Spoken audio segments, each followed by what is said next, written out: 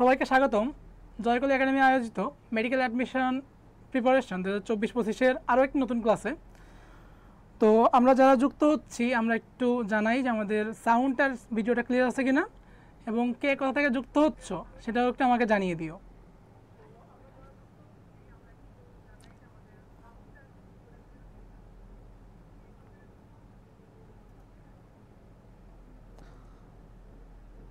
আমরা যারা যুক্ত হচ্ছে আমরা একটু জানিয়ে দিই যে আমরা কে কোথা থেকে আছি, এবং ভিডিওটাকে আমাদের টাইম লাইনে এবং যে শিক্ষামূলক গ্রুপগুলোতে আছে গ্রুপগুলোতে ছড়িয়ে দিব, যাতে আমাদের ফ্রেন্ডরাও যুক্ত হতে পারে। আমি নিজেও শেয়ার করে দিচ্ছি, সবাই একটু শেয়ার করে দিই।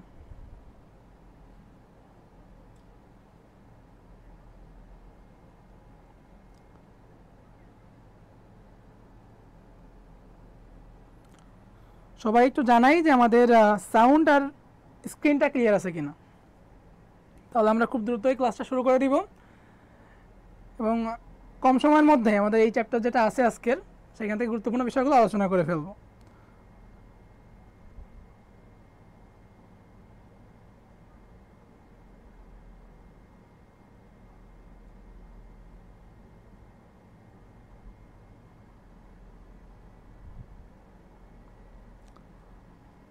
আশা করতে সব কিছু ঠিক আছে। তোমরা একটু তোমাদের ফ্রেন্ডদেরকে মেনশন দিয়ে দাও, আমরা ক্লাসটা দ্রুতই শুরু করতে যাচ্ছি। তো আজকে আমরা পড়াশোনা করব আমাদের পদার্থবিজ্ঞান প্রথম পত্রের মেডিকেল অ্যাডমিশনের জন্য খুবই ইম্পর্টেন্ট একটা চ্যাপ্টার, নিউটনিয়ান বলবিদ্যা নিয়ে। এবং এই চ্যাপ্টারটা নিয়ে আমি আছি তোমাদের সাথে, তোমাদের অমিত ভাইয়া, পড়াশোনা করতেছে ঢাকা মেডিকেল কলেজ 3য় বর্ষে।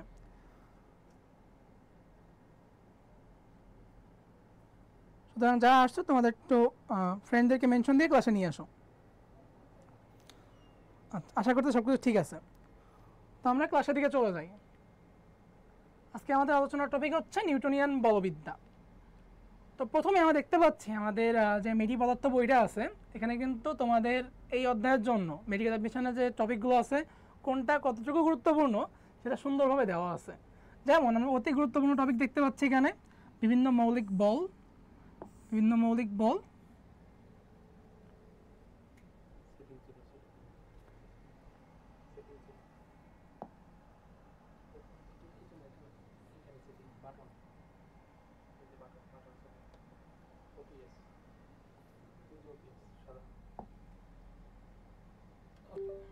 আচ্ছা, তো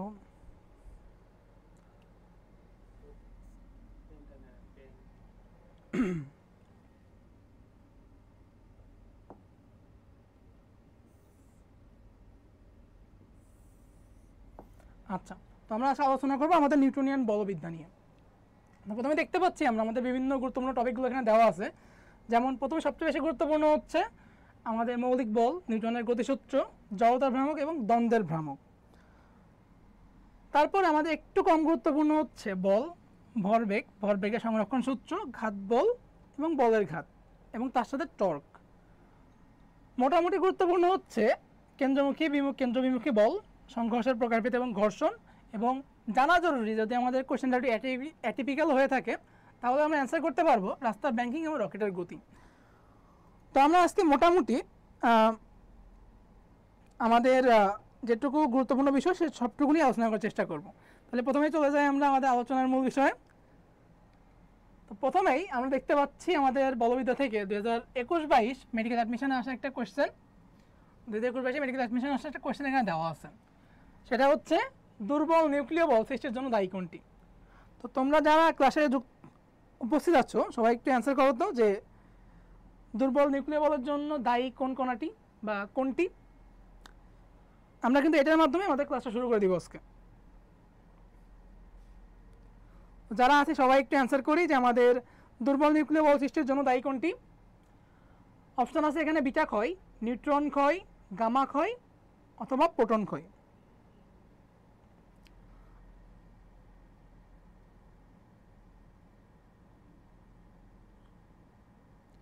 কে কোথা থেকে আছো সেটা আমাদেরকে জানিয়ে দাও, এবং তোমাদের ফ্রেন্ডদেরকে মেনশন দিয়ে দাও একটু।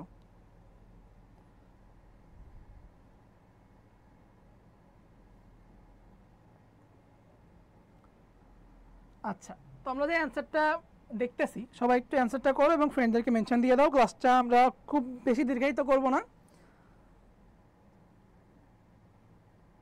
এবং আশা করি সব ঠিক আছে। আচ্ছা, সবাই বলছে অ্যান্সার এ। তাহলে আমাদের বিটা ক্ষয়ের জন্যই দুর্বল নিউক্লিয় বল সৃষ্টি হয় এবং আমরা আরও জানি যে দুর্বল নিউক্লিয় বল যখন সৃষ্টি হয় বিটা কণার সাথে আরও একটা কণা নির্গত হয়। এটাও আমরা বিভিন্ন কোচিংয়ের মডেল টেস্ট বা ভর্তি পরীক্ষায় পেয়ে থাকবো। সেটা হচ্ছে নিউট্রিনো কণা। তাহলে বিটা ক্ষয়ের সাথে দুর্বল নিউক্লিয় বলের জন্য যে কণাটা বের হয় সেটা হচ্ছে নিউট্রিনো কণা। এটাও কিন্তু very very important. Very good, সবাই অ্যান্সার করছে। ইমু অ্যান্সার করছে এ, ইব্রাহিম খলিল অ্যান্সার করছে এ, ফারজান অ্যান্সার করছে এ। Very good. তাহলে আমরা আমাদের এবার মূল পড়াশোনায় চলে যাই। আচ্ছা, তো আমরা বলবিদ্যা নিয়ে পড়াশোনা করবো। ফার্স্টে আমাদেরকে জানতে হবে কি যে আমাদের বল কি। তো বল, আমি যদি নিউটনের গতি একদম প্রথম সূত্রতে চলে যাই, যে যে কারণ ছাড়া কোনো বস্তু তার পুরো অবস্থায় থাকতে যাবে অথবা যদি সে গতিশীল হয় তার গতির অবস্থা বজায় রাখতে যাবে, সেই কারণটাই হচ্ছে বল। তাহলে বল হচ্ছে একটা কারণ যার মাধ্যমেই আমরা সবল অথবা দুর্বল। তাহলে এখন আসো যে বলের প্রচলিত একক কোনটা বা এসআই একক কোনটা। এসআই একক হচ্ছে নিউটন। বলের প্রচলিত একক বা এসআই একক হচ্ছে নিউটন এবং 1 নিউটন সমান, আমরা যদি এটাকে ভেঙে লিখি একটু, 1 KG metre per second square. এটাকে আমরা আরও কয়েকটা এককে কনভার্ট করতে পারি বা এখান থেকে আমরা বলের আরও কয়েকটা একক পাই, সেগুলো হচ্ছে পাউন্ডাল। যদি আমরা এটাকে এফপিএস পদ্ধতিতে বের করতে চাই তাহলে পাবো পাউন্ডাল। যদি সিজিএস এককে বের করতে চাই তাহলে পাবো হচ্ছে ডাইন এবং এসআই একক হচ্ছে নিউটন। তো সিজিএস এককে আমাদের 1 নিউটন সমান 10⁵ ডাইন। তোমরা সবাই একটু কমেন্ট করো এটা 1 নিউটন সমান কত। 1 নিউটন সমান কত, সবাই একটু কমেন্ট করো। আমরা এগুলো পাচ্ছি তো বলের বিভিন্ন ব্যবহারিক একক বা বলের পরম একক। এরপর আছে আমাদের বলের মাত্রা। তো বলের মাত্রা এখানে আমাদের একটু ভুল হয়েছে লিখতে, সেটা হচ্ছে ml T−2 হবে, ml T−2। তাহলে বলের মাত্রা কত? বলের মাত্রা হচ্ছে ml T−2। এরপর আছে বলের সমীকরণ। বল আমরা কিভাবে পাই? ভর এবং ত্বরণের গুণফল থেকে আমরা বল পাবো। অর্থাৎ কোনো একটা বস্তুর উপর আমি যদি ত্বরণ সৃষ্টি করি তাহলে আমরা বল পাবো সেখান থেকে, অর্থাৎ এম এ। তাহলে বল সমান কত? বল সমান হচ্ছে এম এ। আচ্ছা, তাহলে বলের আমরা প্রচলিত একক বা এসআই একক বললাম নিউটন, পরম একক আছে পাউন্ডাল, ডাইন বা নিউটন এবং 1 নিউটন সমান 10⁵ ডাইন। সবাই একটু কমেন্ট করো এটা। 1 নিউটন সমান 10⁵ ডাইন। বলের মাত্রা ml T−2 এবং বলের সমীকরণ হচ্ছে বল = ভর গুণ ত্বরণ। আচ্ছা, তো এখন আমরা আরো একটা গুরুত্বপূর্ণ টপিকে চলে যাচ্ছি, সেটা হচ্ছে বিভিন্ন মৌলিক একক। তো আমাদের মৌলিক একক কয়টা আছে? মৌলিক একক আছে আমাদের 4টা বা 4 প্রকার। সবচেয়ে দুর্বল মৌলিক একক হচ্ছে মহাকর্ষ বল। আমাদের কিন্তু এটা কনফিউশন হওয়া যাবে না, সবচেয়ে দুর্বল বললে আমরা দুর্বল নিউক্লিয় বল দাগাই দিয়ে আসলাম, এটা কিন্তু করা যাবে না। সবচেয়ে দুর্বল বল হচ্ছে মহাকর্ষ বল এবং সবচেয়ে সবল বল হচ্ছে সবল নিউক্লিয় বল। তাহলে সবচেয়ে সবল বল হচ্ছে সবল নিউক্লিয় বল এবং সবচেয়ে দুর্বল বল হচ্ছে মহাকর্ষ বল। সবচেয়ে সবল বল হচ্ছে সবল নিউক্লিয় বল এবং দুর্বল বল কোনটি? মহাকর্ষ বল। সবাই একটু বলো সবচেয়ে দুর্বল বল কোনটি? সবচেয়ে দুর্বল বল হচ্ছে মহাকর্ষ বল। সবাই একটু বলো সবচেয়ে দুর্বল বল কোনটি?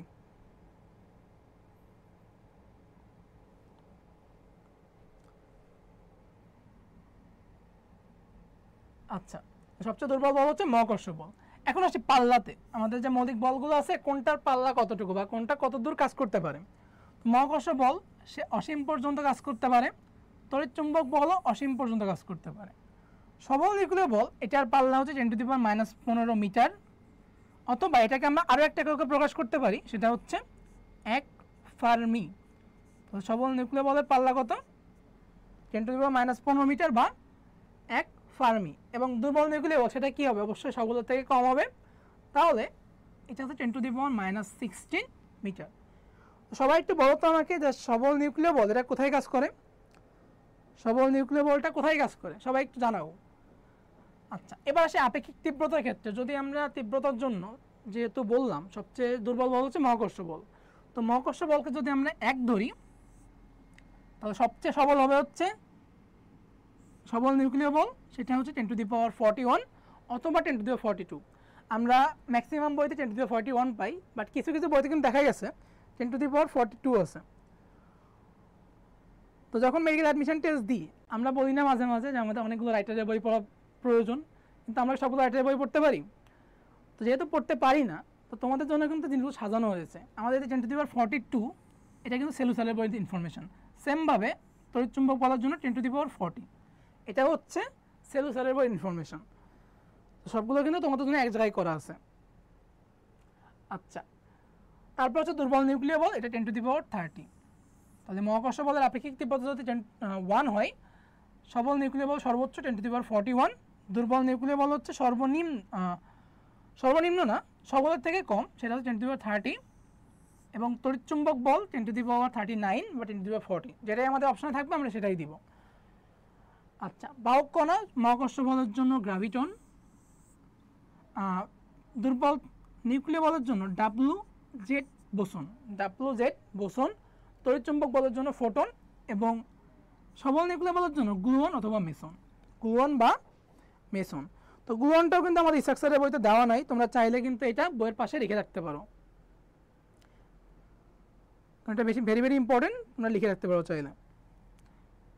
আচ্ছা, এবার আসছি কোনটা কোথায় কাজ করে। তো মহাকর্ষ বল কাজ করবে আমাদের বিভিন্ন গ্রহ নক্ষত্র বা মহাবিশ্বের যে কোনো দুইটা বস্তুর মাঝখানে। বিটা খাওয়ার জন্য কাজ করবে দুর্বল নিউক্লিয় বল, একটু আগে কিন্তু আমরা পড়ে আসলাম, এবং এটা হচ্ছে ম্যাট 2021-22 কোশ্চেন। তো তোমাদেরকে দেখানোর জন্যই প্রথম স্লাইডটা দেওয়া, যে আমরা যে আজকে পড়াশোনাটা করতেছি এখান থেকে কিন্তু মেডিকেল আসলেই কোশ্চেন আসে এবং কোন কোন জায়গা থেকে কোশ্চেন আসতে পারে। তারপরে আমরা তড়িৎচুম্বক বল, এটা ব্যবহৃত হয় পরমাণু বা অণুর গঠনে। তোমার বইতে আরও 3টা জিনিস লেখা আছে, একটা হচ্ছে আণবিক গঠন, বা আমরা অণু পরমাণুর গঠনও বলতে পারি, আণবিক গঠন, স্থিতিস্থাপক বল, এবং যে কোনো রাসায়নিক বিক্রিয়া। এই 3টা জায়গায় আমাদের কোন বল ব্যবহৃত হয় বা কোন বল কাজ করে, সেটা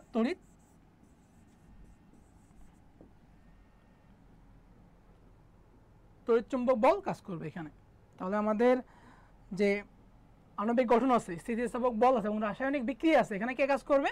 এখানে তড়িৎচুম্বক বল কাজ করবে। এবং আমাদের নিউক্লিয়াসের মধ্যে কোন বল কাজ করে? নিউক্লিয়াসের মধ্যে 2টা বল কাজ করে, একটা হচ্ছে আকর্ষণধর্মী, একটা হচ্ছে বিকর্ষণধর্মী। তো সবল নিউক্লিয় বল যেটা, সেটা হচ্ছে আকর্ষণধর্মী, এবং দুর্বল নিউক্লিয় বল সেটা কি হবে? অবশ্যই বিকর্ষণধর্মী, কারণ সেটা বিটা ক্ষয়ের মাধ্যমে সে তার কাজ করে থাকে। তাহলে আমাদের সবল নিউক্লিয় বলটা হচ্ছে নিউক্লিয়নের মধ্যে কাজ করবে। নিউক্লিয়ন বলতে আমরা জানি পরমাণুর ভর বা নিউক্লিয়াসে যা আছে সেটা, অর্থাৎ প্রোটন প্লাস নিউট্রন। প্রোটন এবং নিউট্রনকে একসাথে বলা হয় নিউক্লিয়ন, যেটা নিউক্লিয়াসে আবদ্ধ রাখা হয়। নিউক্লিয়াসে আবদ্ধ রাখতে কোন বল কাজ করবে? সবল নিউক্লিয় বল। আচ্ছা, তাহলে আমরা কিন্তু মোটামুটি এই 4টা খুব সুন্দরভাবে মনে রাখতে পারবো এখন। এবং এই 4টে কিন্তু প্রতি বছরই যদি এই অধ্যায় থেকে কোশ্চেন আসে, অনেক পছন্দের একটা জায়গা হচ্ছে এই 4টা। তো আরেকটা কথা বলে নিই এখান থেকে, সেটা হচ্ছে মৌলিক যে বলগুলো আছে আমাদের, মহাকর্ষ বলটা কিন্তু আকর্ষণধর্মী, এটা কখনো বিকর্ষণ করবে না। মহাকর্ষ বল আকর্ষণধর্মী, এবং সবল নিউক্লিয় বল হচ্ছে আকর্ষণধর্মী। তড়িৎচুম্বক বল আকর্ষণধর্মী হতে পারে অথবা সে বিকর্ষণধর্মী হতে পারে। তাহলে তড়িৎচুম্বক বল সে আকর্ষণ বা বিকর্ষণধর্মী হতে পারে, দুর্বল নিউক্লিয় বল বিকর্ষণধর্মী। তাহলে তোমরা আমাকে একটু জানাও যে মহাকর্ষ বলটা আকর্ষণধর্মী নাকি বিকর্ষণধর্মী? মহাকর্ষ বল আকর্ষণধর্মী নাকি বিকর্ষণধর্মী, সবাই জানাও একটু।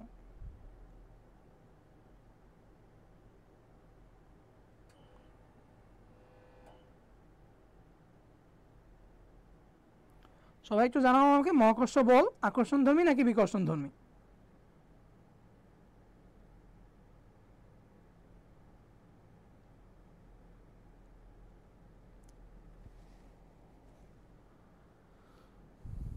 সবাই একটু জানাও, মহাকর্ষ বল আকর্ষণধর্মী নাকি বিকর্ষণধর্মী? আচ্ছা, আমরা পরবর্তীতে চলে যাই।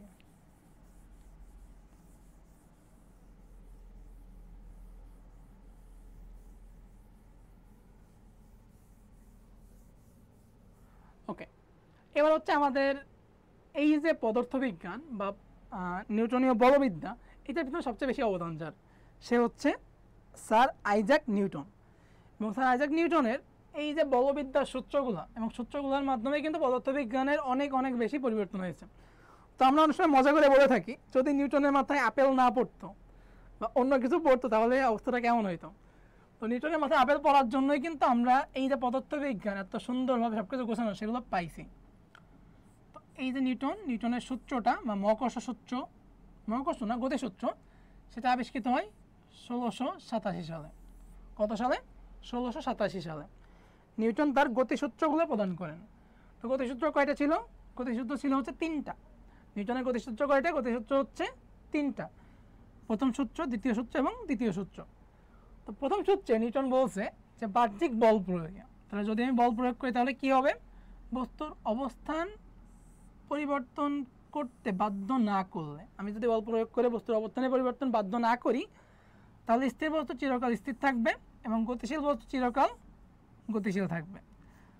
যেমন আমরা সময় বলি না যে আমাদেরকে যদি পড়তে বাধ্য না করা হয়, আমরা যে অবস্থায় আছি সেই অবস্থায় থাকবো, আমরা গেম খেলতে থাকলে গেম খেলতে থাকবো, বা ঘুমাইতে থাকলে সারাদিন ঘুমাইতে থাকবো। এটাই হচ্ছে নিউটনের গতিসূত্রের প্রথম সূত্র। তাহলে বাহ্যিক বল প্রয়োগ না করলে একটা বস্তু যে অবস্থায় আছে সেই অবস্থায় থাকতে যাবে। এই বৈশিষ্ট্যটাকে বলা হয় জড়তা। এই বৈশিষ্ট্যটাকে বলা হয় জড়তা। এখান থেকে আমাদের কয়েকটা কোশ্চেন আসে, যেমন একটা কাছে যদি আমি গুলি করি, একটা কাছে গুলি করলে সেখানে কোন জড়তার জন্য কাজটা ভেঙে যাবে। এবং আরেকটা কথা আসে আমাদের যে যখন স্থির বাস থেকে চলতে শুরু করে তখন আমরা পিছনে থেকে হেলে পড়ি কেন। এই দুই ক্ষেত্রেই কিন্তু আমাদের পিছনে সবচেয়ে বড় অবদান হচ্ছে জড়তা। তাহলে একটা কাজ ভেঙে যাবে একটা গুলি করলে, ছোট্ট একটা গুলির জন্য, কিসের জন্য? কাছের স্থিতির জড়তার জন্য। এবং যখন বাস চলতে শুরু করবে তখন আমরা পিছনে হেলে পড়বো কেন? আমাদের স্থিতির জড়তার জন্য। এবং বাস যখন থেমে যায় তখন কিন্তু আমরা সামনে ঝুঁকে পড়ি, কিসের জন্য? গতি জড়তার জন্য। তাহলে যদি আমি কোনো বল প্রয়োগ না করি তাহলে আমি যে অবস্থায় আছি সেই অবস্থায় আজীবন থাকতে যাব। এটাকে বলা হয় জড়তা। তো জড়তা এবং বল দুইটা সংজ্ঞা কিন্তু আমরা প্রথম সূত্র থেকে পাচ্ছি। তাহলে প্রথম সূত্র থেকে কি পাই? জড়তার ধারণা পাই এবং বলের সংজ্ঞা পাই। কি কি পাচ্ছি? জড়তা এবং বলের সংজ্ঞা। যেহেতু এটাকে জড়তা পাচ্ছি প্রথম সূত্র থেকে, প্রথম সূত্রটাকে জড়তা নির্দেশক সূত্র বা জ্যাডের সূত্র অথবা ল অফ ইনার্শিয়া বলা হয়। Law of inertia. তাহলে আমরা বলের সংজ্ঞা পাই কোন সূত্র থেকে? সবাই বলো একটু। আমরা বলের সংজ্ঞা পাই কোন সূত্র থেকে? এবার আসি দ্বিতীয় সূত্রে। বস্তুর ভরবেগের পরিবর্তনের হার তার উপর প্রযুক্ত বলের সমানুপাতিক এবং বল যেদিকে ক্রিয়া করে বস্তুর ভরবেগের পরিবর্তন সেদিকে ঘটে। তাহলে বস্তুর ভরবেগের পরিবর্তনের হার, ভর এবং বেগের পরিবর্তনের হার কার সমানুপাতিক? তার উপর প্রযুক্ত বলের সমানুপাতিক। এবং বল যেদিকে ক্রিয়া করবে ভরবেগের পরিবর্তন সেদিকেই ঘটবে। এর মাধ্যমে আমরা কী কী পাইতে পারি?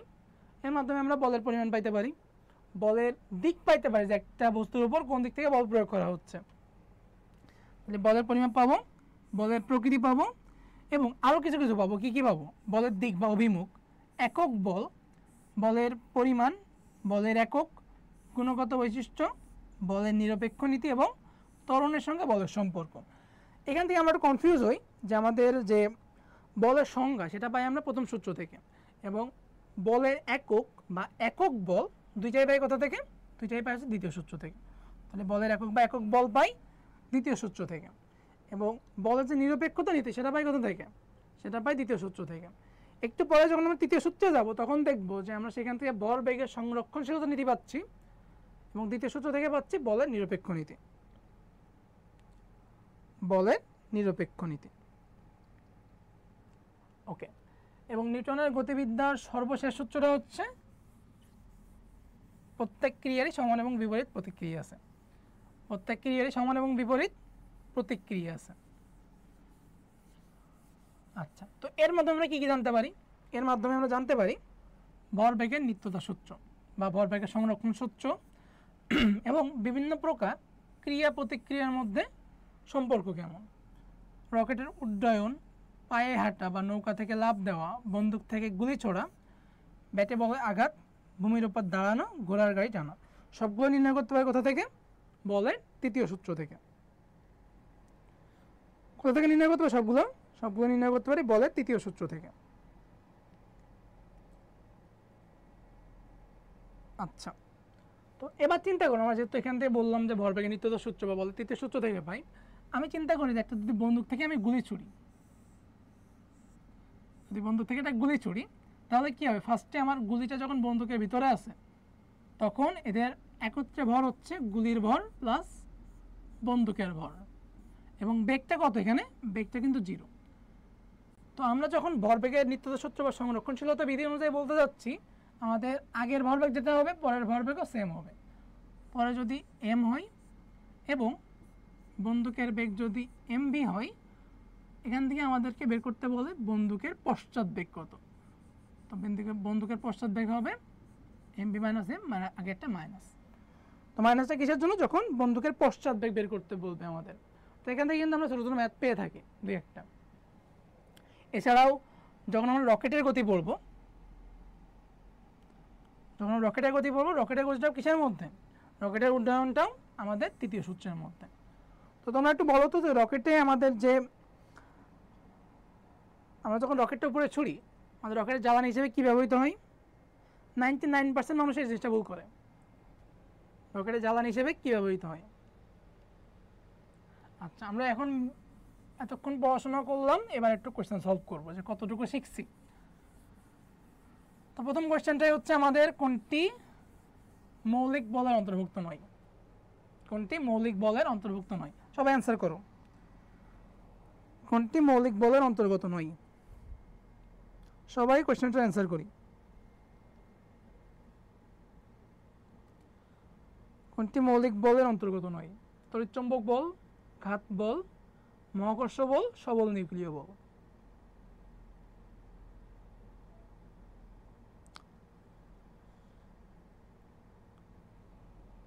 তো অ্যাডমিশন টাইমের অনেক দিন হয়ে গেছে আমাদের, এখন অনেকেই আমরা এই যে কষ্ট বা অনেক বেশি সিলেবাস এগুলো নিতে যে একটু কিন্তু হাঁপিয়ে উঠছি। অনেকে আবার হাল ছেড়ে দিয়ে যে আমার দ্বারা হবে না, আমি এগুলো করবো না, এমন চিন্তা ভাবনাও করছি। তো যখন তুমি প্রথম থেকে একটা যুদ্ধে নামছো এবং তোমার যুদ্ধটা 1.5 বা 2 লাখের বিরুদ্ধে, অবশ্যই কিন্তু তোমাকে একটা পিওর ডেডিকেশন নিয়ে আগাইতে হবে। পিওর ডেডিকেশন রাখবো, আমি চেষ্টা করব। হ্যাঁ, মানুষ সফলতার পথে হাঁটতে গেলে 2-1 বার পা পিছলে পড়বে, বাট এর মানে কিন্তু এটা নয় যে আমি এখান থেকে থেমে থাকবো বা এখান থেকে পিছনে চলে যাব। পিওর ডেডিকেশন থাকলে অবশ্যই তোমাকে এই যে চলা এবং ফেরার মধ্যে আমরা যে পড়ে যাব, আবার উঠে দাঁড়াইতে হবে এবং সামনে এগিয়ে যেতে হবে। তো সবাইকে অ্যান্সার করি আমরা যে আমাদের মহাবিশ্বের যে মৌলিক বলগুলো আছে সেগুলো অন্তর্ভুক্ত নয় কোনটি? তড়িৎচুম্বক বল, ঘাত বল, মহাকর্ষ বল, সবল নিউক্লিয় বল। অলরেডি অ্যান্সার পাচ্ছি। ফারজানা খাতুন বলছে অ্যান্সার বি, ইমু বলছে অ্যান্সার বি, জাকারিয়া বলছে অ্যান্সার বি, অ্যান্সার ডি, জান্নাত বলছে ডি, সৌরভ চন্দ্র বলছে বি। যারা বি বলছো তারা সবাই ভেরি গুড, রাইট অ্যান্সার দিয়েছো। যারা ডি বলছো, ডি কিন্তু আমাদের অ্যান্সার নয়। আমরা একটু আগে পড়লাম আমাদের মৌলিক বল আছে 4টা মৌলিক বলের মধ্যে কি কি আছে? মহাকর্ষ বল, দুর্বল নিউক্লিয় বল, সবল নিউক্লিয় বল এবং তড়িৎচুম্বক বল। তাহলে এখানে কিন্তু আমাদের 3টে আছে, আমাদের তড়িৎচুম্বক বল আছে, মহাকর্ষ বল আছে, সবল নিউক্লিয় বল আছে। তাহলে বলের অন্তর্ভুক্ত নয় কোনটি? বলের অন্তর্ভুক্ত নয় হচ্ছে ঘাত বল। এবং ঘাত বল জিনিসটা কি? ঘাত বল হচ্ছে খুব অল্প সময়ের জন্য কোনো বস্তুর উপর যে বল ক্রিয়াশীল থাকে সেটাই হচ্ছে ঘাত বল। খুব অল্প সময়ের জন্য যে বল ক্রিয়াশীল সেটাই হচ্ছে ঘাত বল। আচ্ছা, আমরা আরও একটা কোয়েশ্চেনে চলে আসলাম, সেটা হচ্ছে আমাদের বলের মাত্রা সমীকরণ কোনটি? বলের মাত্রা সমীকরণ কোনটি? আমরা আবার একটু অ্যান্সার করি এখান থেকে যে বলের মাত্রা সমীকরণ কোনটি?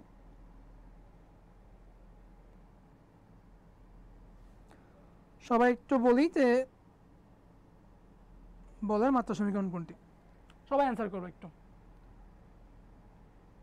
আমাদের কিন্তু এই জিনিসটা মাথায় রাখতে হবে, আমরা যখন পড়াশোনা করতেছি অ্যাডমিশন টাইমে, তোমার পড়াশোনার থেকে বেশি ইম্পর্টেন্ট হচ্ছে তুমি কতটা বেশি প্র্যাকটিস করতেছো। তো প্র্যাকটিসের জন্য আমরা কিন্তু এখানে দেখতে পাচ্ছি বিভিন্ন মেডিকেল ডেন্টালের কোয়েশ্চেনের পাশাপাশি আমরা কিন্তু ভার্সিটির কোয়েশ্চেন সলভ করতেছি। কারণ এটা মেডিকেলের জন্য ইম্পর্টেন্ট এবং এই ধরনের কোয়েশ্চেনই মেডিকেলে এসে থাকে। শুধুমাত্র কিন্তু ভার্সিটি কোয়েশ্চেন না, আমাদের বিভিন্ন রাইটারের বইয়ের অনুশীলনী কোয়েশ্চেন আসে, বিভিন্ন বোর্ড কোয়েশ্চেন রিপিট হয়। এবং তোমরা জানো কিনা জানি না, বিগত বছরেই কিন্তু আমাদের যে ভর্তি পরীক্ষায় প্রায় 15-16টার মতো ডিরেক্ট বোর্ড কোয়েশ্চেন চলে আসছে, একদম হুবহু রিপিট, যেটা তোমার 23 সালের বোর্ড কোয়েশ্চেন। আচ্ছা, আমরা অ্যান্সার পাচ্ছি। তো অ্যান্সার ইমো বলছে এ, জাকারিয়া বলছে এ, ফারজানা এ, সৌরভ এ, আহমেদ রাজু বলছে এ। তাহলে আমাদের বলের মাত্রা সমীকরণ হচ্ছে ml t⁻², বা t⁻²। আচ্ছা, আমরা সবাই তো শিখে গেছি, সবাই শিখে গেছি। আচ্ছা, আরও একটা কথা, এটা কিন্তু আমি পড়ানোর মধ্যে বলছি, সেটা হচ্ছে স্থির অবস্থা থেকে বাস যখন চলতে শুরু করবে তখন যাত্রীরা পিছনের দিকে হেলে পড়ে কিসের জন্য? পিছনের দিকে হেলে পড়ে কিসের জন্য? সবাই আমরা আরও একটা কোয়েশ্চেন সলভ করি, যে স্থির অবস্থা থেকে বাস যখন চলতে শুরু করবে যাত্রীরা পিছনে হেলে পড়বে কিসের জন্য?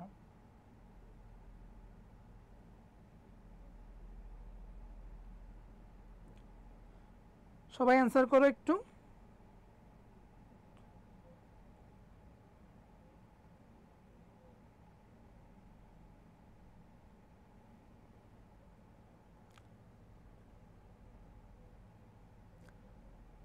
এবং এই অ্যাডমিশনের মধ্যেও তোমার যে বন্ধুটা সারাদিন পড়ি না বলেও পড়ার জন্য এখন ক্লাস করতে পারছে না, তাকে মেনশন দিয়ে দাও। আমরা আমাদের ফ্রেন্ড সার্কেলে এমন অনেক বন্ধু পাই যারা কিন্তু সারাদিনই বলে কি আমরা পড়াশোনা করি না, অথচ পরীক্ষার হলে বা পরীক্ষায় তারাই কিন্তু বেশি নাম্বার পেয়ে আমাদেরকে টেক্কা দিয়ে চলে যায়।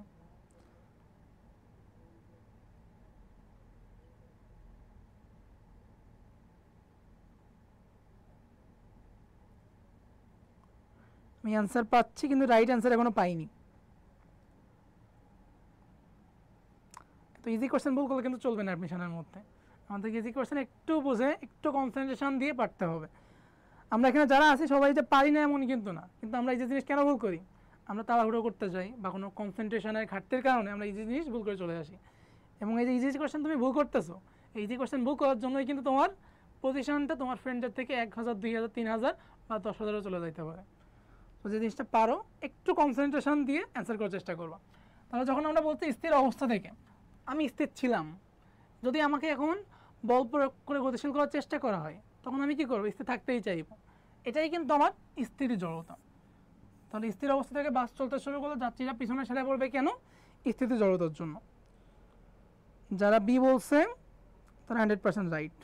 ইমু বলছে বি, সৌরভ বলছে বি, সাগর প্রধান বলছে বি। Very good. তাহলে আমরা বুঝতে পারছি আমরা কিন্তু এই ধরনের সহজ কোশ্চেন আর ভুল করবো না।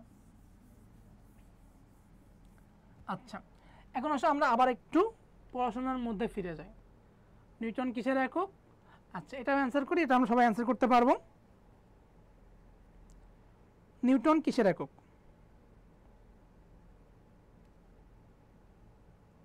নিউটন কিসের একক? এবং এটাও কিন্তু মেডিকেল 98-99 কোশ্চেন। যারা সারাদিন মেসেজ দিয়ে ইনবক্সে বলো যে ভাই অনেক কঠিন জিনিস পারতেছি না, এত পড়াশুনো কীভাবে করব, তো আমরা কিন্তু দেখতে পাচ্ছি আমাদের এখানে মেডিকেলে কত ইজি কোশ্চেন আসে।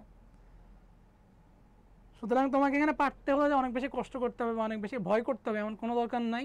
একদম টেনশন ফ্রি, শুধুমাত্র তুমি তোমার দৈনন্দিন পড়াশোনাটা শেষ করে যাও এবং তার সাথে প্র্যাকটিস করো। আচ্ছা, তো 5 নম্বরে অ্যান্সার পাচ্ছি যে আমাদের নিউটন কিসের একক? আব্দুর রহমান সানি বলছে এ, ইমু বলছে এ, ফারজানা এ, রিয়া বলছে এ, জাকারিয়া হুসাইন বলছে এ, আহমেদ রাজু বলছে এ, সৌরভ চন্দ্র, সাগর প্রধান, সুলতানা সবাই বলছে এ। Very good. তাহলে আমাদের নিউটন হচ্ছে বলের একক। নিউটন হচ্ছে বলের একক। ওকে,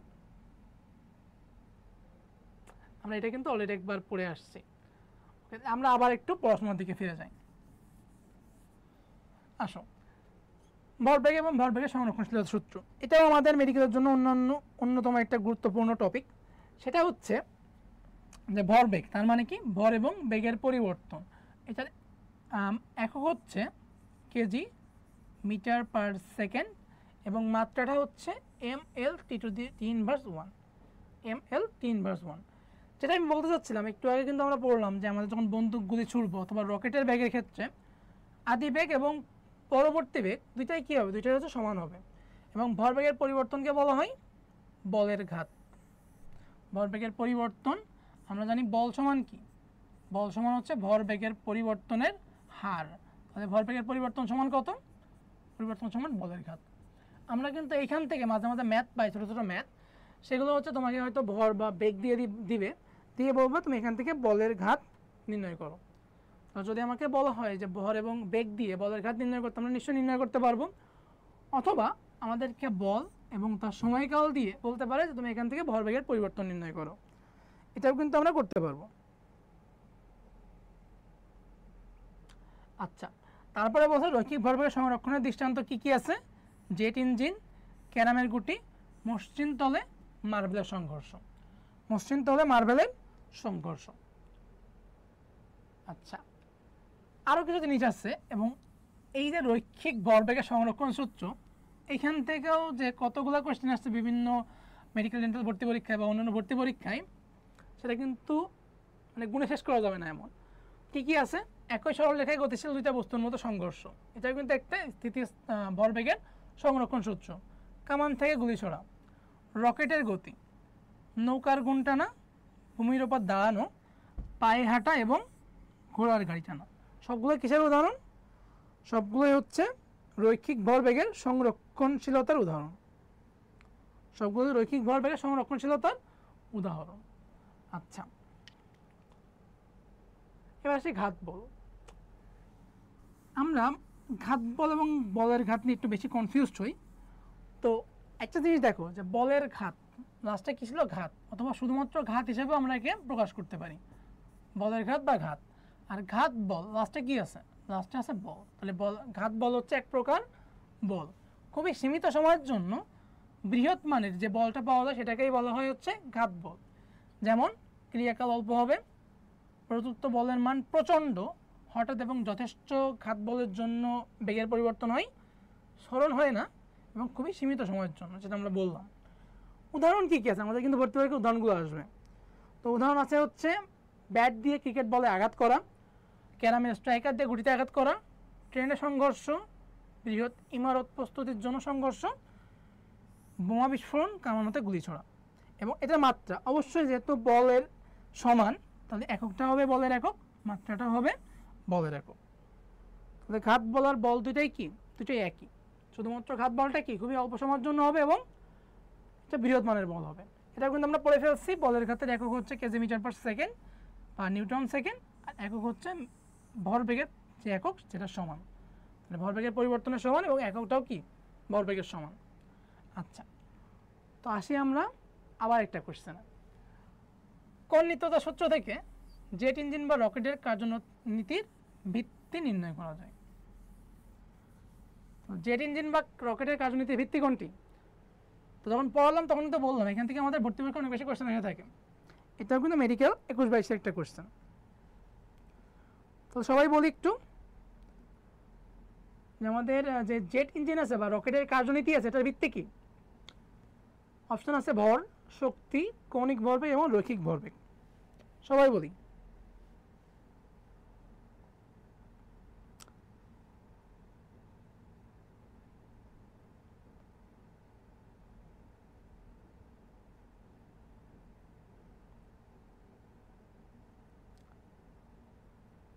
সবাই একটু কোয়েশ্চেনটা অ্যান্সার করি যে আমাদের কোন নিত্যতা সূত্র থেকে জেট ইঞ্জিন বা রকেটের কার্যনীতির ভিত্তি পাওয়া যায়?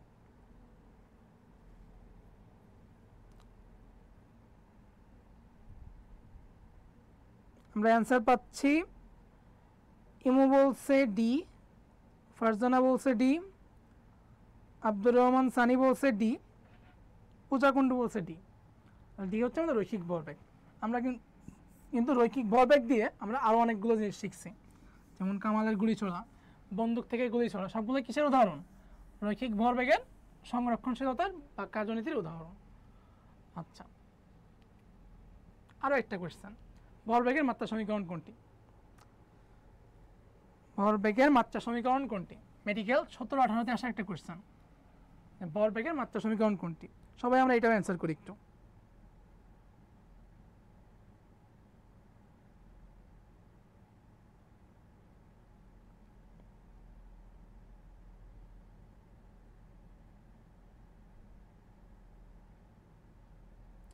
এবং ক্লাস চলাকালীন তোমাদের যদি কারো কোনো পার্সোনাল প্রবলেম থেকে থাকে এই চ্যাপ্টার সম্পর্কে বা টোটাল আমাদের মেডিকেল অ্যাডমিশন লাইফ সম্পর্কে, অ্যাডমিশন টেস্ট কীভাবে দিব, এই ধরনের কোনো প্রবলেম থাকলে তোমরা কিন্তু কমেন্টে জানাইতে পারো।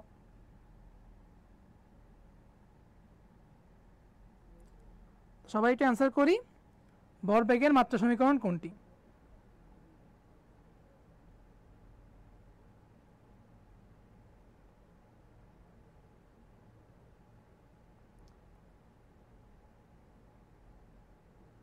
আচ্ছা, সবাই অ্যান্সার করতেছে। ইমো বলছে এ, ফারজানা এ, মিজান বলছে এ, মাহফুজা বি, আব্দুর রহমান সানি বলছে এ, ফতেমা বলছে বি, জয় অধিকারী বলছে এ। বি কেন অ্যান্সার হবে? আমরা বলছি ভরবেগের মাত্রা সমীকরণ। তোমাকে যদি প্রশ্নটা এইভাবে করতো ভরবেগের পরিবর্তনের মাত্রা সমীকরণ কত বা ভরবেগের পরিবর্তনের হারের মাত্রা সমীকরণ কত, হারের বললে কিন্তু আমরা অ্যান্সার বি দিতাম। বাট আমাদের তো হার বলে নাই বা বল বলে নাই, তাহলে আমি অ্যান্সার কোনটা দিব? অ্যান্সার দিব হচ্ছে এ। আমাদের ভরবেগের মাত্রা সমীকরণ কোনটি? আচ্ছা, একজন লিখছে নার্সিং অ্যাডমিশনের জন্য কি ক্লাসটা প্রযোজ্য? তোমাদের ভর্তি পরীক্ষার জন্য মোটামুটি এই অধ্যায় থেকে যে গুরুত্বপূর্ণ বিষয়গুলো আছে সবগুলো এখানে কভার করা হচ্ছে।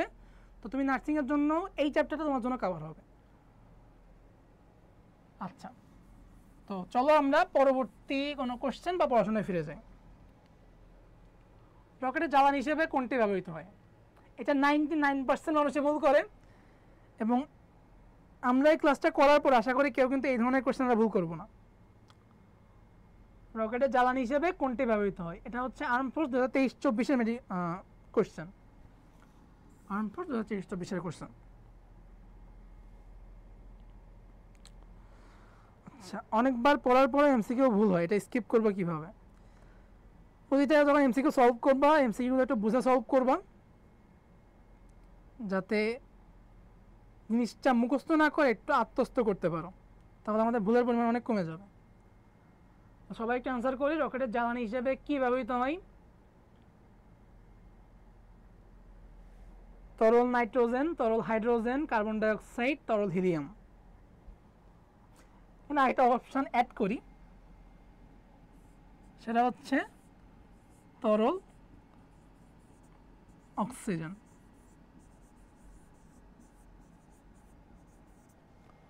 তরল অক্সিজেন। তোমরা এবার অ্যান্সার করো, রকেটের জ্বালানি হিসেবে কোনটি ব্যবহৃত হয়?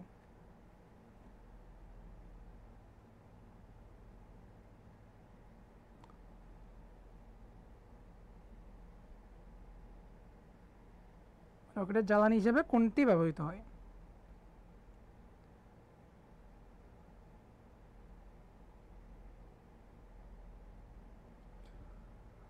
সবাই অ্যান্সার করো, অ্যান্সার পাচ্ছি।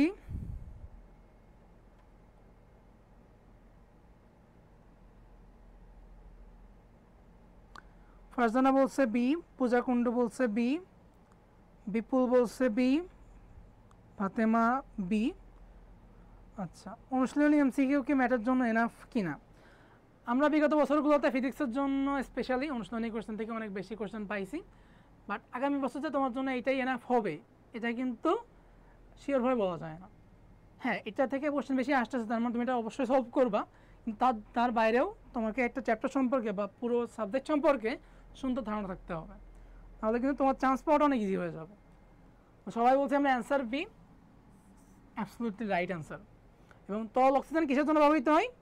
তরল অক্সিজেনটা ব্যবহৃত হয় হচ্ছে, আচ্ছা, ফারজানা খাতুন বলছে অক্সিজেন হবে। আমি কিন্তু এটার জন্য তোমাদেরকে বলছিলাম যদি অপশানে অক্সিজেন থাকতো আমরা 99% মানুষই ভুল করতাম এটা।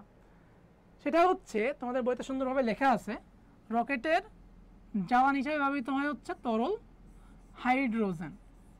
জ্বালানি কোনটি? জ্বালানি হচ্ছে তরল হাইড্রোজেন। এবং দহনের জন্য ব্যবহৃত হয়, দহনের জন্য তরল অক্সিজেন। এটা কিন্তু আর ভুল করা যাবে না যে রকেটের জন্য জ্বালানি কোনটি এবং দহনের জন্য ব্যবহৃত হয় কোনটি। ওকে, জ্বালানি কোনটি এবং দহনের জন্য ব্যবহৃত হয় কোনটি?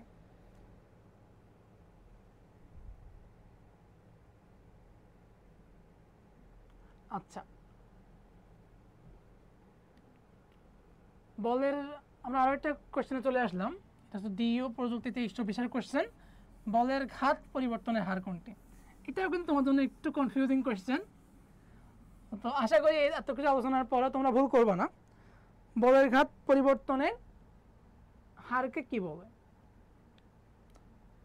বলের ঘাত পরিবর্তনের হারকে কি বলে সবাই বলো একটু।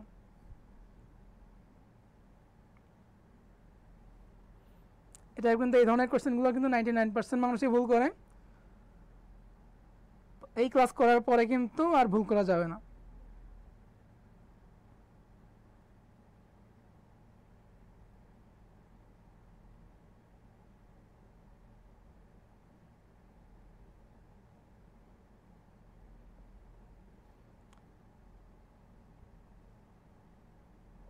এই ক্লাস করার পর কিন্তু আর ভুল করা যাবে না এগুলো। তাই অ্যান্সার পাচ্ছি, ম্যাক্সিমামেরই অ্যান্সার হচ্ছে সবাই এ বলছে। এতে কি আছে? ভরবেগ। আচ্ছা, আমরা কি বলছি? আমরা বলছি বলের ঘাতের পরিবর্তনের হারকে কি বলে। আমরা কি একবারও বলছি এখানে যে সরণের পরিবর্তনের হারকে কি বলে? আমরা জানি সরণের পরিবর্তনের হারকে বলে বেগ। তো ভরবেগ তো আসবে না এখানে। তুমি অ্যান্সার কেন ভরবেগ দিচ্ছ?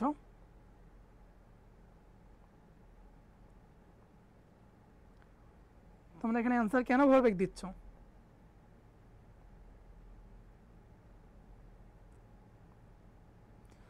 আমাদের বলের ঘাত মানে কি ছিল? বলের ঘাত মানে ছিল ভরবেগের পরিবর্তন অথবা বল ইন্টু বলের ক্রিয়াকালের গুণফল। আমি এখানে যেটাই করি যে পরিবর্তনের কি বলছে, হার বলছে, তার মানে উভয়কে আমরা কি দিব? টি দ্বারা ভাগ দিব। তাহলে কি পাচ্ছি এখান থেকে? এখান থেকে পাচ্ছি হচ্ছে বল। তাহলে বলের ঘাতের পরিবর্তনের হারকে কি বলে? বলের ঘাতের পরিবর্তনের হারকে বল বলে। আচ্ছা, মিজান ফোর্স দিছে, ভেরি গুড মিজান। বলের ঘাতের পরিবর্তনের হারকে কি বলবো আমরা? বল বলবো। তোমরা যদি কঠিন কঠিন জিনিস সলভ করতে যে এরকম সহজ সহজ জিনিস ভুল করো তাহলে কিন্তু চলবে না। আমাদেরকে সহজ সহজ জিনিস ঠিক করতে হবে। কঠিন জিনিস সবাই ভুল করতে, আমি ভুল করতেই পারি, তাতে কিন্তু কোনো দোষ নাই। আমাদেরকে সহজ জিনিস ঠিক করতে হবে। আচ্ছা, আবার আমরা একটু পড়াশোনায় ফিরে আসি। তো টর্ক, আমরা এতক্ষণ ধরে রৈখিক বল নিয়ে কাজ করতেছিলাম। যখন কৌণিক বলে যাব এটাকে বলা হয় টাউ বা টর্ক। তাহলে কৌণিক বল অথবা বলের ভ্রামক, এটাকেই বলতেছি আমরা টর্ক। তো টর্ক সমান কি? R cross F. আমাদের এখানে কনফিউজিং করা জিনিস থাকে, যেমন V is equal to omega cross R. কৌণিক ভরবেগ এল ইজ ইকুয়াল টু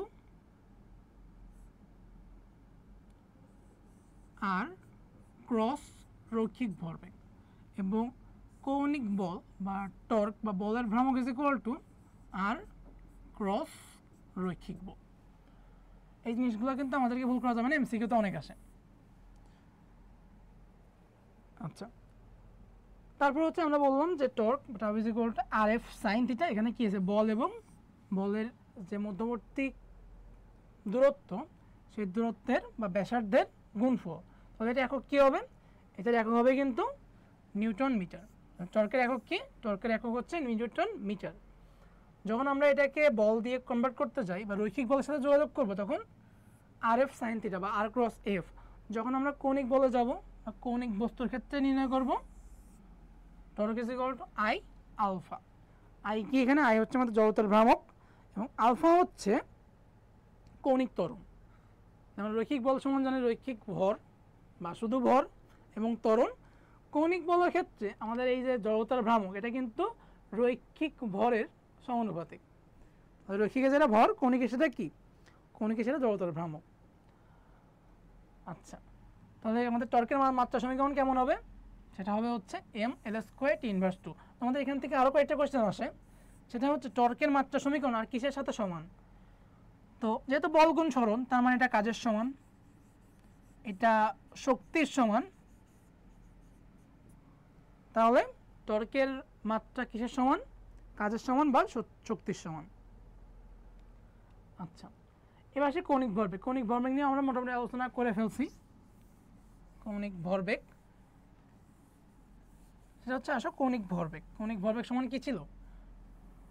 সরণ ইন্টু রৈখিক ভরবেগ। তাহলে এটা একক কী হবে? রৈখিক ভরবেগের এককের সাথে আমরা জাস্ট একটা কী করব, সরণ গুণ করে দিব। তাহলে KG metre square per second, KG metre square per second.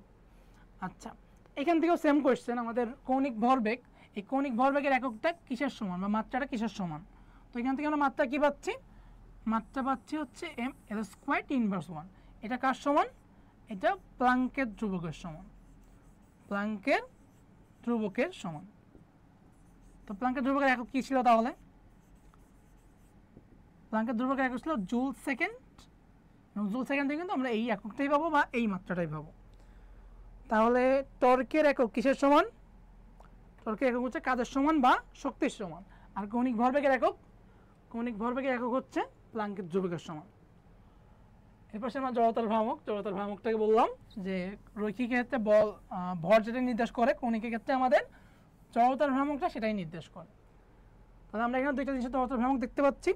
আমি যদি একটা উদাহরণ দিই জিনিসটা, জড়তার ভ্রামক মানে কি, সেটা কতটুকু জড় থাকতে যাচ্ছে, একটা বর সেটাকে কতটুকু জড় রাখতে পারবো আমি, জড়তা তার কতটুকু কাজ করতেছে, এটা জড়তার ভ্রামক। তো যদি চিন্তা করি আমি এই বস্তুটাকে মাঝখানে ধরছি, আমার কি বেশি কষ্ট হবে নাকি এটা যদি আমি সাইডে ধরি আমার ক্ষেত্রে বেশি কষ্ট হবে? অবভিয়াসলি কিন্তু আমরা বলবো যদি সাইডে ধরি তাহলে বেশি কষ্ট হবে। তাহলে সাইডে ধরলে আমাদের কিন্তু জড়তার ভ্রামকের মানটাও বাড়বে। তাহলে যদি সরু দণ্ডকে আমরা মাঝখান বরাবর ধরি আমার মানটা কমবে। মান কখন কমে? যখন হরের মানটা বেশি হয়। তাহলে এম দণ্ডের দৈর্ঘ্য এল তার স্কোয়ার এবং নিচে কত হচ্ছে? বেশি হচ্ছে, তাহলে মানটা কমবে। যখন এক প্রান্তে ধরবো তখন আমাদের মানটা হবে 1/3 এম এল স্কোয়ার। জড়তার ভ্রামক সমান কি জানি আমরা? M K square. মানে কে কি? কে হচ্ছে চক্রগতির ব্যাসার্ধ, কে হচ্ছে চক্রগতির ব্যাসার্ধ। আচ্ছা, তো জড়তার ভ্রামকটা কিন্তু আমরা বের করতে পারবো এখানে। তাহলে এখান থেকে বলো তো আমাকে জড়তার ভ্রামকের একক কি? জড়তার ভ্রামকের একক হচ্ছে এম এর জন্য কেজি এবং কে স্কোয়ারের জন্য metre square. KG metre square, এবং মাত্রা বের করতে গেলে আমরা পাবো এখান থেকে এম এল স্কোয়ার। জড়তার ভ্রামকের মাত্রা কত? M L square. ওকে, মোটামুটি আমাদের এখান থেকে কোশ্চেন আসে। তো আরেকটা কোশ্চেন দেখতে পাচ্ছি আমরা যে কোনো বস্তুর ওপর জড়তার ভ্রামক, যদি আমরা এটুকু বুঝি আমরা অ্যান্সার করতে পারবো যে কোনো বস্তুর উপর জড়তার ভ্রামক কিসের উপর নির্ভর করে। কোনো বস্তুর উপর জড়তার ভ্রামক কিসের উপর নির্ভর করে? সবাই একটু বলো যে কৌণিক ভরবেগ, রৈখিক বেগ, কৌণিক বেগ, ভর এবং ঘূর্ণনক্ষের মধ্যবর্তী দূরত্ব বা ঘূর্ণনক্ষের অবস্থান।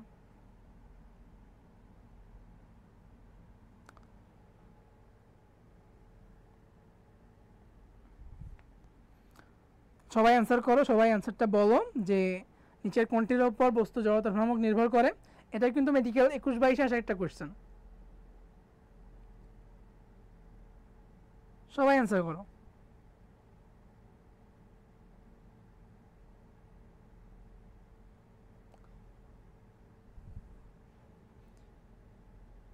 সবাই কোয়েশ্চেনটা অ্যান্সার করো।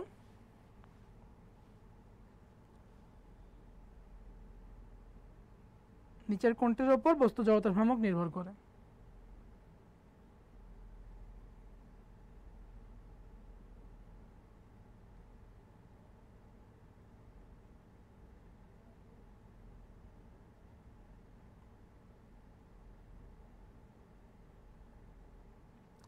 সবাই বলে ফেলি কোনটির উপর জড়তার ভ্রামক নির্ভর করে?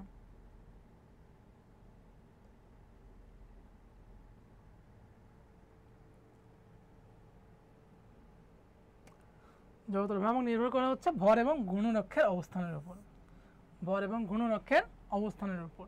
আমরা যে পড়লাম জড়তার ভ্রামক I = m কে স্কোয়ার। এখানে কেটা কি? যদি আমি একটা অক্ষ থেকে একটা বস্তু আছে সেটার ভর কেন্দ্র, এটার দূরত্ব নির্ণয় করি, তাহলে এটা হচ্ছে আমার বস্তু বা ভর, এবং ঘূর্ণন যে অক্ষটা আছে সেই অক্ষের মধ্যবর্তী দূরত্বটা হচ্ছে কে। তাহলে ভরের উপর নির্ভর করবে এবং ঘূর্ণনক্ষের অবস্থানের উপর নির্ভর করবে। তারপরে কি পাচ্ছি আমরা? দন্তের ভ্রামকের ক্ষেত্রে কোনটি সঠিক নয়? এটা একটু তোমাদের জন্য কঠিন কোশ্চেন হয়ে গেল। তো দ্বন্দ্বের ভ্রামকের ক্ষেত্রে কোনটি সঠিক নয়? আমরা সহজের মাঝখানে একটু কঠিন সলভ করি। সবাই বলো এটার অ্যান্সার।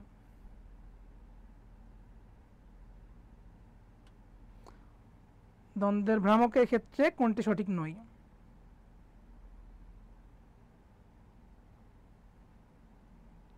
প্রথমে দেখতে পাচ্ছি দ্বন্দ্বের ভ্রামক ইজ ইকুয়াল টু বল গুণ দূরত্ব। ওয়েল আমরা পড়ছি যে tau is equal to R cross F, তার মানে বল আছে এখানে, দূরত্ব আছে এখানে। ঘড়ি সমাবর্তী ঘূর্ণন আমরা কিন্তু এই ওয়ার্ডের সাথে একটু কম পরিচিত মনে হচ্ছে, সেটা হচ্ছে ঘড়ি সমাবর্তী মানে কি ক্লকওয়াইজ। ঘড়ি সমাবর্তী মানে ক্লকওয়াইজ। ক্লকওয়াইজ যখন ঘূর্ণন হবে তখন দ্বন্দ্বের ভ্রামকটা হবে ঋণাত্মক, এটাও ঠিক আছে।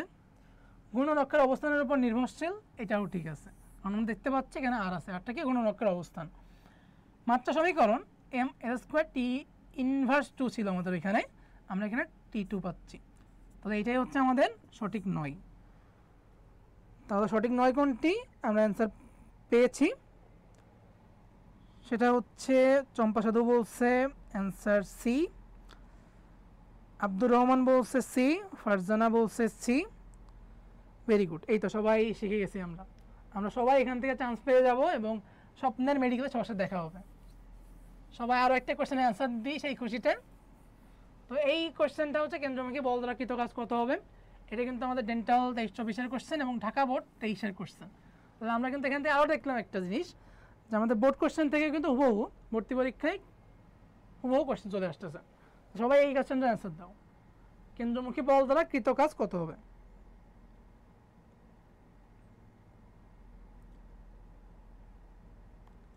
কেন্দ্রমুখী বল দ্বারা কৃত কাজ কত হবে, সবাই অ্যান্সার দাও।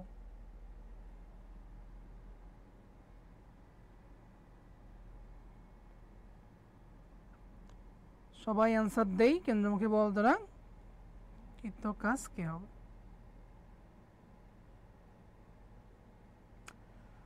আচ্ছা, একজন বলছে সবাই হলে বাদ পড়বে কি? তুমি যখন নিজে একটা অ্যাডমিশন ক্যান্ডিডেট, তোমার যখন ডেডিকেশন আছে বা তোমার যখন ইচ্ছা আছে চান্স পাওয়ার, কে কী করবে এই চিন্তা বাদ দিয়ে তুমি শুধু তোমার দিকে ফোকাস করো। অ্যাডমিশনে কে চান্স পাবে এই চিন্তার জন্য তো তুমি এখানে কম্পিটিশন করতে আসো নাই। সো আমার চিন্তা কি, আমি একটা সিট দখল করব, অন্য কে কী করতে আমার দেখার দরকার নাই। আচ্ছা, 48 ক্লাস টাইম আমাদের এখানে জয়কুলির পেজে তোমাদের জন্য মেডিকেলের ক্লাসগুলো রুটিন দেওয়া আছে, তোমরা ওখান থেকে রুটিনটা চেক করে নিতে পারবা। তো অ্যান্সার পাচ্ছি আমরা আমাদের 13 নম্বর কোশ্চেনের জন্য, সেটা হচ্ছে 0। ভেরি গুড, আমাদের অ্যান্সার ছিল এটা 0। আমরা আর কয়েকটা কোশ্চেন সলভ করে মোটামুটি আমাদের ক্লাসটা শেষ করে দিব। তো কোনটি টর্কের একক? আরও ইজি কোশ্চেন একটা, টর্কের একক কোনটি? টর্কের একক কোনটি? আমরা এই কোশ্চেনটার অ্যান্সার দিই। টর্কের একক কোনটি? সবাই দ্রুত বলে ফেলি,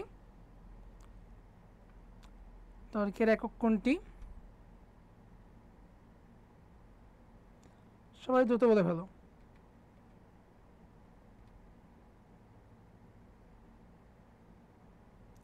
সবাই দ্রুত বলে ফেলো, টর্কের একক কোনটি?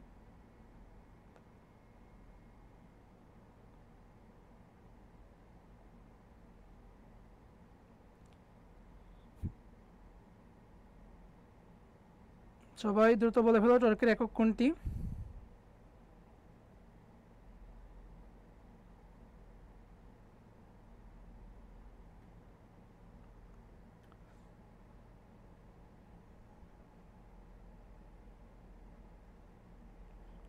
আচ্ছা,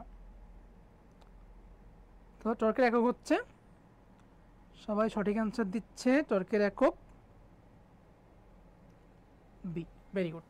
আমার কিন্তু এখানে নিউটন মিটার হতো অথবা 9 সেন্টিমিটার হতো, 9 সেন্টিমিটার। আচ্ছা, নিউটন মিটার বা 9 সেন্টিমিটার। এরপর আমরা মোটামুটি আজকের ক্লাসের শেষ প্রান্তে, আমরা মাত্র 2-1টা কোয়েশ্চেন সলভ করব। তোমাদের জন্য এখানে কয়েকটা ম্যাথও দেওয়া হয়েছে, আমরা কিন্তু ফিজিক্সে কয়েকটা ম্যাথ পাই। তো 60 কেজি ভরের একটি বস্তুর উপর কত বল প্রয়োগ করলে 1 মিনিটে এর বেগ 10 মিটার পার সেকেন্ড বৃদ্ধি পাবে। তো আমরা এটা কোন সূত্র থেকে যাব? আমার কাছে ভর দেওয়া আছে, ত্বরণ দেওয়া আছে, সময় দেওয়া আছে এবং কি চাইছে? বল চাইছে।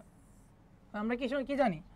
বল সমান ভর বেগের পরিবর্তনের হার। বল সমান কি? বল সমান হচ্ছে ভর বেগের পরিবর্তনের হার। আমাদের এখানে ভর কত দেওয়া আছে? ভর দেওয়া হচ্ছে 60 কেজি।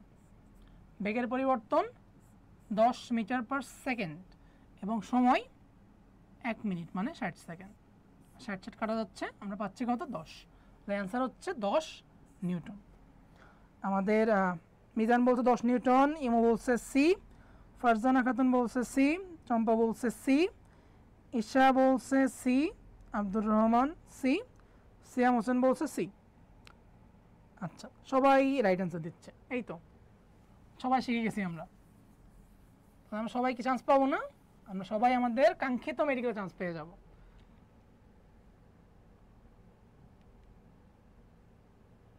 আচ্ছা, এরপর হচ্ছে যে 980 নিউটন ওজন একটি বস্তুকে যদি 1 মিটার পার সেকেন্ড স্কয়ার ত্বরণ দিতে হয় কত বল প্রয়োগ করতে হবে? কত বল প্রয়োগ করতে হবে? এখন আসি, ওজন সমান কি? ওজন সমান হচ্ছে এম জি, আর বল সমান হচ্ছে এম এ। আমাদেরকে কি দেওয়া আছে? সবাই অ্যান্সার করো এই কোয়েশ্চেনটার। আমাদের আছে M G is equal to 980। তাহলে এম সমান কত? 980 ডিভাইডেড বাই 9.8, তো এম ইজ ইকুয়াল টু 100। এখন যদি আমরা এটাকে 1 মিটার পার সেকেন্ড স্কয়ার ত্বরণ দিতে যাই, 100 গুণ 1, তাহলে অ্যান্সার কত? অ্যান্সার হচ্ছে 100 নিউটন। যারা 100 নিউটন বলছো তারা সবাই রাইট অ্যান্সার দিচ্ছ। মিজান বলছে 100 নিউটন, চম্পা বলছে এ, ইমু এ, সিয়াম হোসেন এ, ফারজানা বলছে এ, আব্দুর রহমান এ, ঈশা বলছে এ। তো আশা করি মোটামুটি আমাদের এই চ্যাপ্টার থেকে যে কোয়েশ্চেনগুলো আসার মতো ছিল আমরা সবগুলো সলভ করে ফেলছি। তো আমরা আর আটকাবো না এখান থেকে কোনো কোয়েশ্চেন আসলে। এবং সর্বোপরি হচ্ছে তুমি যদি অ্যাডমিশন ক্যান্ডিডেট হও এবং তোমার ফুল ডেডিকেশন থাকে, কখনো এই চিন্তা করবা না যে আমার দ্বারা কি হচ্ছে বা কি হবে। কখনো এই চিন্তা করবা না যে আমি চান্স পাবো কিনা।